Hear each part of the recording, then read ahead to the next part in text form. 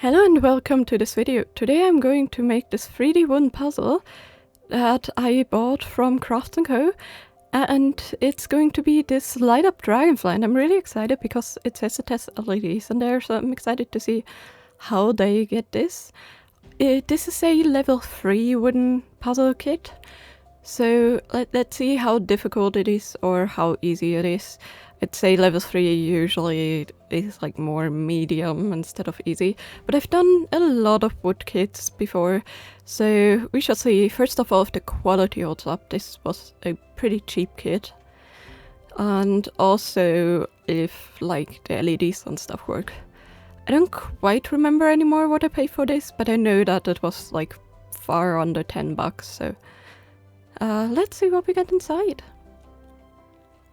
First of all, we have our wood, and I like to see that we get the silica gel inside. And then we get tools. This bag is labeled F, so I guess they will have like steps that are labeled.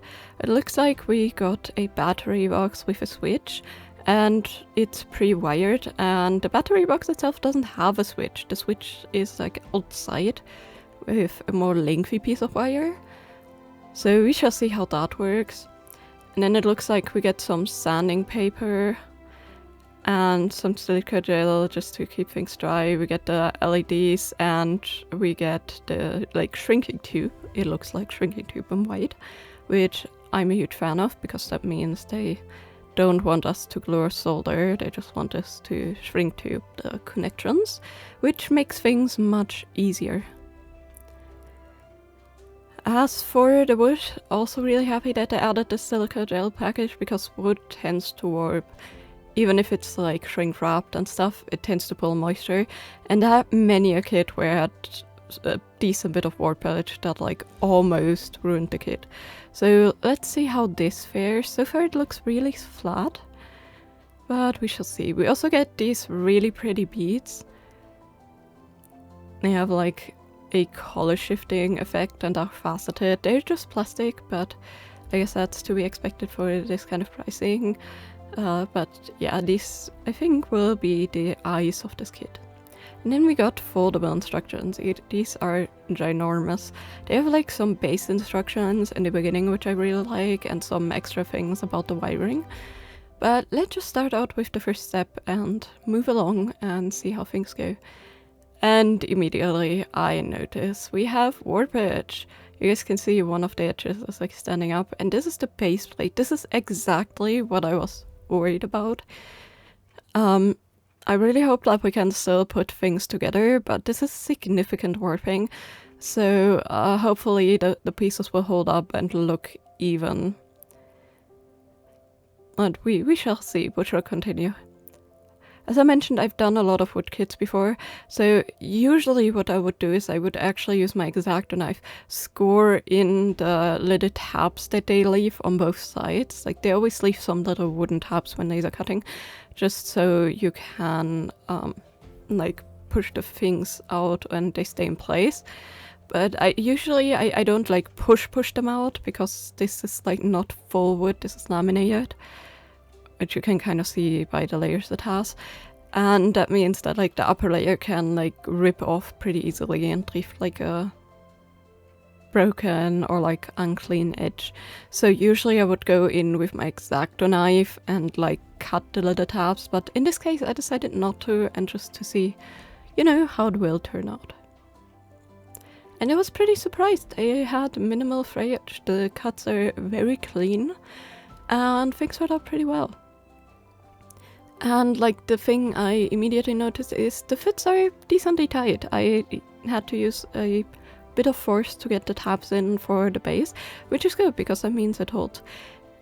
If you are giving this to a child, it may be a bit harder for them to press things in place, but not all of the connections were that bad. Like you can see here, the leaves that you build, they slide in pretty well. It's just the shorter connections, which I guess they also like make smaller tolerances for those on purpose, so that things hold better. Plus it may just be that the material, you know, like warps a little bit or something, so that also may make it more difficult. But yeah, one thing I immediately noticed is the base is not stable enough because of the warpage, and there's not enough friction between the leaf and the base, and considering that there's supposed to be like a huge dragonfly sitting on top, I don't think this is gonna hold up. So I think I will have to glue at least that in the end, but we shall see. Next up was the body, and I really loved that we had decorations from both sides. I did not pay attention to the whole configuration here with the engraving, so I accidentally swapped both pieces around because they're mirrored and only one side has like the engraving. But I noticed in the end, and I pulled the pieces back apart. They were pretty sturdy, so I needed some pliers and carefully like wiggle things out. But I really liked this way of adding a little bit more 3D to the flat body. And it really gives some nice, almost steampunky vibe look. Like they almost look like panels, and I'm all here for it. I think it's a very great idea. I always found that these kind of wooden puzzles, or a lot of these, really remind me of like steampunk-esque things. So especially the animals and stuff, I think there's some that really look steampunky. You just need to add some gears or something, and I think, you know, you would have like a perfect steampunk room decoration if you paint them. And I'm all here for that. I love that aesthetic. But yeah, from here on out, it was just picking up the pieces, wedging them in place, picking the next pieces, wedging them in place. One thing I didn't do that they did suggest and did deliver is they had some sandpaper in there. But I know from another kit that I made is that it's a bit too rough. So if you want to sand anything, you can with the sandpaper, but it tends to like loosen its grit a little bit. But I like didn't want to sand the edges. I wanted to see how it would look without them, and I can always sand the ones that bother me later. I just want to make the kit like in its purest form to see its quality essentially. But yeah, next was the wiring, and this was super exciting but super simple. You're supposed to separate out the LEDs, put on these like plastic beads on there, and they fit perfectly, which is super nice. And then you're supposed to cut the shrink tubing into size, and then you're just like putting it in place first and like, you know, securing the front of these LEDs. And for those who have never used shrink tubing, it's essentially like a thermoreactive plastic that shrinks when you heat it. And that means it will stay in place really well with like the plastic holding the cables and stuff in. And it will also be like very secure because, you know, it will protect like any open connections. So that's also super nice. And then it was time to like push them into the sockets, and I did need to sand these quite a bit, at least on one eye. Like I had a little bit of problems to fit them in, but once I did, they were like securely in place. I was worried about like having to manage cables while things, you know, were in place, because I was worried that like the LEDs would slip out and stuff, but they did not. As for the instructions, fairly simple. You join the same colored cables and then you twist them and you like fold them and stuff. I did use a tiny bit of a different technique, but that's because I've done a lot of soldering and like wire work in my life, so, you know, I kind of went with what I knew before. One thing they do not supply ever in these kits is batteries, and not everybody may have these flat button batteries, so that's a thing to look out for. I didn't check if they mention it on the packaging, but if they do, always make sure to like check, especially with like light up things.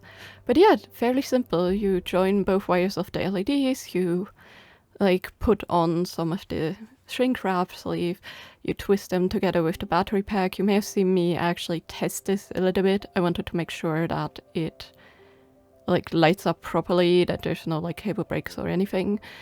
And then you manage the wire cluster, and this was not easy. There's a lot of wire and the wires are fairly stiff, but I think I managed pretty well. And this also is like to show why the button is separate, but they do have like a cutout for it in a piece of wood, so that was super nice. But yeah, definitely needed to be separate in this case. I had some pieces that didn't fit at all. like no matter how much I push, like for the front arms and the leg holders. So I sanded them down. I'm using my sanding stick here because it's just a bit softer so that I don't sand off too much. Definitely did in one space, so I had to use a tiny dab of glue to fix that in place because I wouldn't hold the weight anymore. But like I could not, no matter with which force, get it in there before it was sanded this far down. I don't know if the wood warped or something, but like it was so tough to press that in. But yeah, I was definitely not holding the weight anymore. One of the funnest things, I think, were the wings. I really liked how they were made with the layering and how they looked. They were such a fun design. And they give us like a lot of these little tabs that have like grooves in them so they stick the things together securely. And I like that they really rounded over the edges and stuff of these tabs, because I've seen kits before where the edges were like not really fitting, like they were like more angular and stuff, and it didn't really blend together with the model. Where in this case they rounded them off like kind of unevenly, so it goes with the flow of the model, I wanna say. And another thing I really liked was they added bendable pieces. You can see me actually like cutting them out. For the shorter one, like the tabs weren't on the bendy part, but for the longer one there were, so I actually used blade for this to like loosen them, because I did not want anything to break. They did give us extra of both pieces though, just in case something breaks. But yeah, here you can see the front arms. I'm just gluing in with a tiny dab of super glue before moving on, because these are supposed to hold a little bit more weight, and while the rest of the legs support themselves with the weight of the Dragonfly, like the arms would not, since they hang freely. So that was my solution and it worked really well. I tried that for the base too, just in the joining points, and it did not really work. I will have to use wood glue later. I tried to like secure it in place with my blocks here, but yeah, just not enough to hold it. And then we're on to the final details. This kit didn't take me that long. I think I spent 2 hours on it, and most of it was searching for parts, but they label each sheet really well. You have like sheet A to E, and then you have bag F, and each sheet has like their own respective like parts of the model that you can follow in the instructions, and the instructions were made pretty well. Even with the wiring, although I have to say it was a little bit harder to see which wires go where, but I guess they add the extra instructions, so that helps too. But overall, instruction wise, pretty dang good. Seemed much worse, but things were decently clear. Some parts you had to kind of look a little bit more which side goes where, but they also mark like in certain parts which, like if the design goes outwards or inward and things like that. So that was really good, and I really loved the details. Like they didn't just add a dragonfly, they had like a full-on leaf base that propped it up. They had these beautiful flowers on the base, and they made the base a fun shape too. And overall, I really had so much fun making this. And look at it, I think it looks so fun. So far I decided to like leave it more natural wood, but maybe in the future, if I want to keep it, maybe I'm gonna spice it up a little bit and maybe spray paint it like, I don't know, maybe a copper color or something to like truly make it look steampunk. But yeah, overall a really great kit for a really cheap price.